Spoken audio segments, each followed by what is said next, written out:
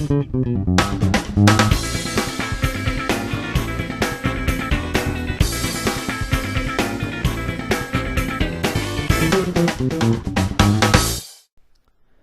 me start this review by saying that even I can be wrong. When I first saw the previews for this movie about 4 or 5 months ago, I was really looking forward to it. It looked like another one of those I know what the future hold films, and I'm going to try and change it. It looked really interesting to me, and I have enjoyed Nicolas Cage in the past. He's done a lot of good work that I have enjoyed. So, I went into this film really looking forward to it. Sweet baby Jesus, was I wrong. This film is by far one of the worst films to come out this year. But before I get into that, let me explain a little bit of the plot to this film. We start off in 1959 Massachusetts, and this teacher is telling her classroom in this elementary school that she wants them to draw pictures of what they think the future will hold. And then they're going to take those pictures, put them into a time capsule, and then 50 years later, they are going to dig up these pictures and share them with children who were in the school at that time. So, cut to 50 years later, 2009. Nicolas Cage's son happens to be one of the boys who receives one of the pictures. So he opens it up, and he doesn't find a picture, just a bunch of numbers that have been scribbled all over the page. So of course the boy thinks, "Aw, damn, I've been gypped." So he takes it home that night, which of course he's not supposed to do, and Nicolas Cage says, "Well, you weren't supposed to bring this home, why'd you do this?" And the boy says, "Well, maybe it's some sort of code, maybe it means something." So the father sets it aside, doesn't think anything of it.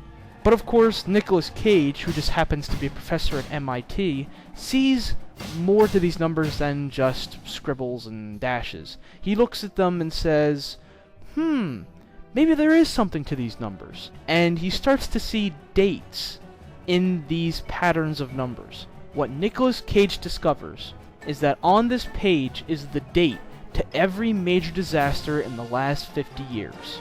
Running from the tsunami to September 11th, every major global disaster that's occurred where there's been major deaths. So he starts looking up the future dates, and it just happens to be that the next day, somewhere on the planet, 81 people are going to die. So Nicolas Cage sets out to try and figure out the code to this and try to prevent these disasters if he can. So that is the premise for this film. So that in itself isn't that bad of an idea. It's actually an interesting concept. However, the script to this film, whoever wrote the screenplay needs to be shot. This is one of the most contrived and most terribly written films I have ever seen. The only saving grace to this film really is the CG. The disasters you see in this film, running from a subway scene to a plane crash to eventually the whole city being destroyed, really do look good. And anyone who is an upcoming CG artist, if you plan to go into this field, you would probably like this, because you would love to watch the disasters in this film. But past that, the film is boring. When you're not seeing those action scenes, when it just cuts in between Nicolas Cage staring out a window for about 30 minutes, thinking about the numbers, what's going on?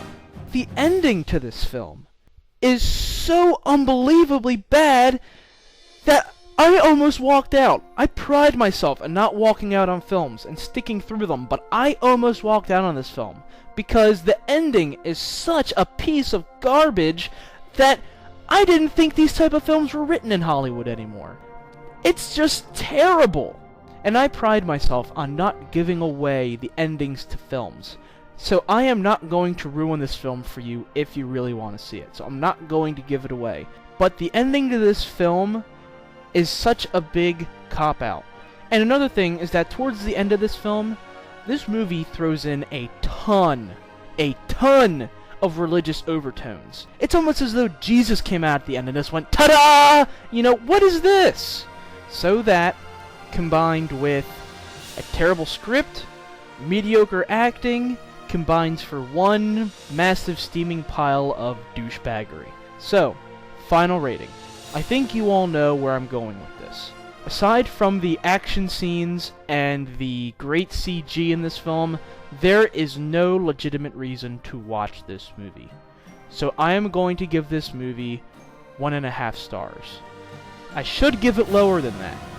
But if you are an aspiring computer artist, if you want to see great CG, I would suggest you do see this film. However, at a later point, when you can rent this film, I would suggest that you do that, so you can fast forward through all the boring parts of this film and get to the good action scenes. So, I hope that Nicolas Cage has learned his lesson. From here on out, just stick with PG action films made by Disney. That appears to be what you're good at. Take care.